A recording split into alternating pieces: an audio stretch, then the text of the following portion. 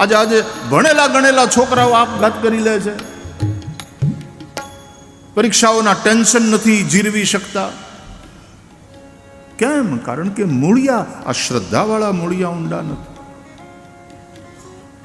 એટલે અંગ્રેજીમાં, આ તો અંગ્રેજી ભણેલાઓની વાત છે, આપણે તો વાંધો નથી, આપણે આ બધું સમજીએ જ છીએ. જો વિશ્વાસ આપણામાં હોવો જોઈએ, વિશ્વાસ જે આપણા હોય ને એની અંદર એ હોવો જોઈએ, અને વિશ્વાસ ઉપરવાળામાં એટલે ઈશ્વરમાં હોવો જોઈએ.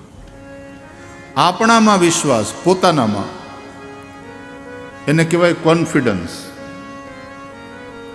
આપણા પરિવારના મિત્રો, ભાઈ ભાંડુ, આપણી આજુબાજુના લોકો, એની અંદર વિશ્વાસ, એને અંગ્રેજીમાં કહેવાય ટ્રસ્ટ.